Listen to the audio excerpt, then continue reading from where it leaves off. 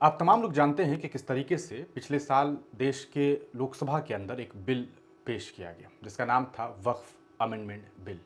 वक्फ संशोधन बिल के जरिए वक्फ बोर्ड की उन ताकतों को छीनने की कोशिश की गई जो ताकतें सिर्फ और सिर्फ मुस्लिम समाज के लोगों के पास है। इस बिल में साफ तौर पर यह बातें कही गई है कि वक्फ बोर्ड के अंदर नॉन मुस्लिम मेंबरान यानी कि सदस्यों को भी शामिल किया जाए। इसके अलावा वक्फ की ताकतों को छीन करके कुछ ताकतें जिला समाहरणालय में भी दी जाएगी, कलेक्टर साहब को दी जाएगी। वो ये तय कर सकेंगे कि ज़मीन जो है वक्फ की प्रॉपर्टी है नहीं है। इन चीज़ों की जांच पड़ताल की जिम्मेदारियां जो है वो वक्फ बोर्ड के हाथ से निकल करके अन्य जो कहा सकता है गवर्नमेंट बॉडी है उन तक भी जाएगी। इसके अलावा कई ऐसे संशोधन हैं जिसको लेकर के मुस्लिम समाज के लोग और मुस्लिम तंजीम जो है मिलित तंजीम इस चीज़ को लेकर के एहतजाज कर रही है। हालांकि जब ये बिल पेश किया गया तो लोकसभा के अंदर ये बिल पास नहीं हो सका। उसके बाद आपने देखा कि किस तरीके से इस बिल को लेकर के जो है देश भर में चर्चाएं शुरू हुई। लोगों ने ये कहा कि अरे भारतीय जनता पार्टी इस बिल को पास नहीं कर सकी। लेकिन बीजेपी वाले यूं ही शांत नहीं बैठे। उन्होंने कहीं ना कहीं लोकसभा के स्पीकर महोदय से मिलकर के एक जेपीसी का गठित करवाया, ज्वाइंट पार्लियामेंट्री कमेटी। इस कमेटी ने कई महीनों तक देश भर के अलग अलग हिस्सों में जा करके इस बिल को लेकर के चर्चाएं की, एक रिपोर्ट तैयार की। इसमें विपक्ष के 10 नेता और जो गवर्नमेंट के जो हैं उनसे कई ज़्यादा नेता शामिल थे। सांसद, मेंबर ऑफ पार्लियामेंट शामिल रहे, दोनों ही सदन के, चाहे वो लोकसभा हो या राज्यसभा हो। आपने देखा कि किस तरीके से जेपीसी की पूरी एक रिपोर्ट लगभग 650 पन्नों की तैयार की गई। हालांकि उस रिपोर्ट को लेकर के विपक्षी दल के नेता, चाहे वो असदुद्दीन ओवैसी हों या फिर किशनगंज के सांसद जावेद साहब हों या इसके अलावा सहारनपुर के सांसद इमरान मसूद हों या आम आदमी पार्टी से राज्यसभा के सांसद संजय सिंह हों और अन्य कई नेताओं ने, कल्याण बनर्जी सहित कई नेताओं ने सीधे तौर पर यह आरोप लगाया कि उन्होंने जो दलीलें दी उस जेपीसी की रिपोर्ट में कि भाई हमारी ये राय है, हमारी ये सजेशंस हैं, इसे इंक्लूड नहीं किया गया। विपक्षी दल के नेताओं ने कहा कि हमारी राय, हमारे सजेशंस को ऐसा लगा मानो कूड़े में फेंक दिया गया। खैर, जेपीसी की रिपोर्ट जो है वो सदन के अंदर पेश की गई और अब उसे कैबिनेट से मंजूरी भी मिल गई है। यानी कि ये साफ हो गया है कि उसमें सिर्फ और सिर्फ 14 संशोधन जो है वो किए जाने की बात सामने आई है और वो 14 संशोधन वही है जो सरकार के लोगों ने उसमें संशोधन करने की बात कही। जबकि विपक्ष ने जो जो संशोधन करने की बात की, जो जो कमियां निकाली, उस पर कोई एक भी मुद्दे पर सरकार ने कोई कमी निकालने से इनकार कर दिया और जेपीसी ने, यानी कि जेपीसी ने यह तय किया कि सिर्फ 14 संशोधन होंगे। कैबिनेट ने इसे मंजूर दे दिया है, मंजूरी दे दी है और अब इसके बाद ये तय है कि इसी महीने सदन के अंदर जो है एक बार फिर इस बिल को सामने लाया जाएगा, पेश किया जाएगा। इस बार ये उम्मीद भी है कि ये बिल लोकसभा से पारित हो सकेगा क्योंकि नीतीश कुमार, बिहार के मुख्यमंत्री, जो कि एक समाजवादी नेता कहलाते हैं, उनकी पार्टी का भी रुख इस पूरे मामले में लगभग साफ हो गया है कि वो भारतीय जनता पार्टी के साथ है। इसके अलावा चंद्रबाबू नायडू, जिनकी विचारधारा भी आप जानते हैं कि वो सीधे तौर पर अपने आप को समाजवादी नेता के तौर पर पेश करते रहे, लेकिन उनकी पार्टी का भी रुख जो है वो इस पूरे मामले में ये लगभग तय माना जा रहा है कि वो हुकूमत हिंदुस्तान का साथ देगी और ऐसे में ये ऐन मुमकिन है कि ये बिल जो है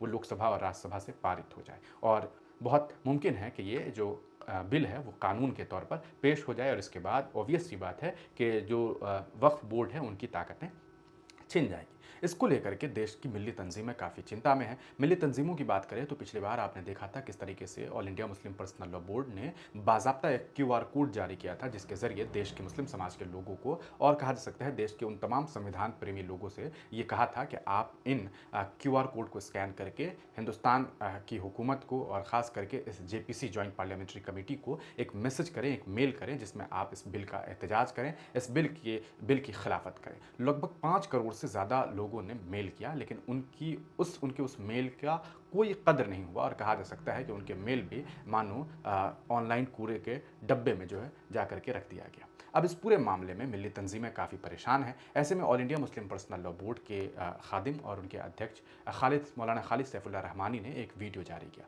उस वीडियो में उन्होंने ये अपील किया है कि 13 मार्च को मुस्लिम समुदाय के लोग जो हैं वो देश की राजधानी दिल्ली के जंतर मंतर पहुंचे और वहाँ एहतजाज करें, इस बिल की मुखालफत करें। कुछ लोगों ने इसको लेकर के एहतजाज भी जताया। सोशल मीडिया पर ऐसा देखने को मिला कि कुछ लोगों ने बाज़ाब्ता ये भी बातें कही है कि क्या मुस्लिम समुदाय के लोग जो रोज़ा में रहेंगे वो ऐसे मौके पर वहाँ पहुँच सकेंगे? क्या इस मिली तंजीम को ये नहीं चाहिए था कि तारीख जो है वो रमज़ान के बाद की जाए? लेकिन शायद उन लोगों को ये बात समझ नहीं आ रही है कि सरकार जो है अगर इसी महीने बिल को पास करवा लेगी तो उसके बाद अगर आप जो है मुखालफत करेंगे, उसके बाद अगर आप प्रदर्शन करेंगे तो उसका प्रभाव और अभी का प्रभाव अलग अलग लेवल का होगा। इस बात को समझने की ज़रूरत है। खैर, पहले ये खबर सामने आई थी कि 10 मार्च को देश की राजधानी दिल्ली के जंतर मंतर पर मुस्लिम समाज के लोग प्रदर्शन करेंगे। मौलाना खालिद सैफुल्लाह रहमानी ने एक वीडियो जारी करते हुए ये बताया कि तमाम मुस्लिम समुदाय के लोगों से, तमाम मुस्लिम समाज के लोगों से हमारी ये गुजारिश है कि आप जो हैं देश की राजधानी में पहुंचिए, जंतर मंतर पर पहुंच करके इस बिल की मुखालफत कीजिए, एहतजाज कीजिए, ताकि सरकार की आंखें जो हैं वो खुल सके, उन्हें ये एहसास हो सके कि मुस्लिम समाज के लोग इस बिल को रिजेक्ट कर रहे हैं। लेकिन इस बीच अब ये एक खबर सामने आई है कि पहले 10 तारीख थी, फिर 13 मार्च की तारीख की गई। अब इस पूरे मामले पर एक हिंदुत्ववादी नेता है, खुद को जो है हिंदुत्ववादी नेता कहता है, हिंदुत्ववादी का एक ठेकेदार है, सो कॉल्ड ठेकेदार है, उसका नाम है पिंकी चौधरी। पिंकी चौधरी ने एक वीडियो जारी करते हुए ये बातें कही है कि हम 13 तारीख को अपने लोगों के साथ जो है वहाँ पहुँचेंगे, और उन्होंने भी, यानी कि पिंकी चौधरी ने भी हिंदू समाज के लोगों से ये गुजारिश की है कि आप भी 13 तारीख को जंतर मंतर पहुँचिए। पिंकी चौधरी ने यह दावा किया है कि पहले जो 10 तारीख समय डेट जो कहा सकता है तय की गई थी, वो इस वजह से बदल दी गई क्योंकि पिंकी चौधरी और उसके कुछ दीगर जो है साथी जो कहीं ना कहीं जेल में कई बार जा चुके हैं, उन लोगों ने भी ये तय किया था कि 10 मार्च को वो लोग जंतर मंतर पहुंचेंगे। उसी दबाव में 13 मार्च तारीख है। सभी भाइयों को जय श्री राम। आप सभी भाइयों को पता है कि वक्फ बोर्ड के लिए सारे मुसलमान इकट्ठे होकर के 10 तारीख में जंतर मंतर पर आ रहे थे, लेकिन हमने और प्रीत भाई ने पूरी ताकत के साथ सोशल मीडिया के माध्यम से सभी को जागरूक करने का काम किया है, और इसी जागरूकता से मुसलमानों ने अपने 10 तारीख का कार्यक्रम स्थगित कर करके 13 तारीख में रख दिया है। इतना डर तो अच्छा है और बनता भी है। मैं आप सभी भाइयों को यह कहना चाहता हूं कि 13 तारीख में उससे भी ज्यादा ताकत के साथ आप लोगों को जंतर मंतर पे पहुंचना है। इनका वक्फ बोर्ड जो संशोधन, जो कानून के लिए ये लड़ रहे हैं, उसे समाप्त करना है। और मैं एक चीज आप सभी भाइयों को यह कहना चाहता हूं, जितने भी हमारे सनातनी योद्धा सोशल मीडिया पर सक्रिय हैं, उनको पूरी ताकत के साथ इसका विरोध करना चाहिए। कोई वक्फ इस देश में नहीं चलेगा, भारत में नहीं चलेगा, कोई वक्फ बोर्ड नहीं चलेगा। आप अगर ताकत के साथ अपनी आवाज उठाएंगे सोशल मीडिया के माध्यम से, पूरा देश आप लोगों को देखता है, सभी भाई पूरी ताकत के साथ सोशल मीडिया पर 13 तारीख तक वक्फ बोर्ड जो ये जो कर रहे हैं, जो अनावश्यक हमारी भूमि पर जो कब्जा करते हैं, इसके लिए आपको काम करना चाहिए।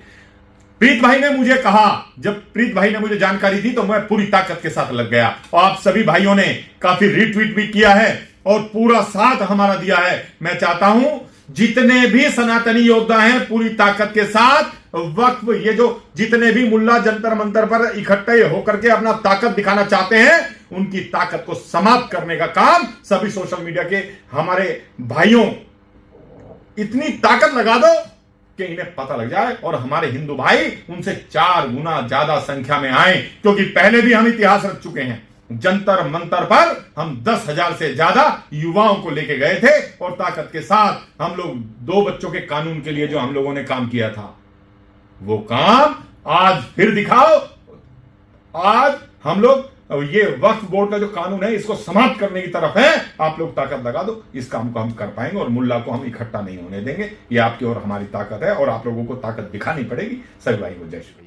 हालांकि इस पूरे मामले पर मौलाना खालिद सैफुल्लाह रहमानी की तरफ से ऐसा कोई बयान नहीं दिया गया। उन्होंने साफ तौर पर 13 तारीख को तय बताते हुए लोगों के बीच अपनी बात रखी है। अब ऐसे में अगर पिंकी चौधरी भी 13 तारीख को हिंदू समाज के लोगों के साथ वहाँ पहुँचता है, तो इससे ये ऐन मुमकिन है कि वहाँ पर कोई फसादात सामने आ सकता है। ऐसे में प्रशासन को चाहिए कि पिंकी चौधरी जैसे शख्स के ऊपर कार्रवाई करते हुए उन लोगों को कहीं ना कहीं डिटेन किया जाए, क्योंकि ये लोग जानबूझ करके वहाँ पहुँच करके कुछ ऐसा कृत्य करना चाहते हैं जिससे कहीं ना कहीं वहाँ पर कोई अप्रिय घटना घटित हो जाए, जिसके बाद मुस्लिम समाज के लोगों को फंसाया जा सके और उन्हें जेल में बंद किया जा सके। इस पूरे मामले को आप किस तरीके से देखते हैं, और all India Muslim personal law board के इस रुख पर आपका क्या इजहार ख्याल है? अपनी राय कमेंट सेक्शन में जरूर दीजिए।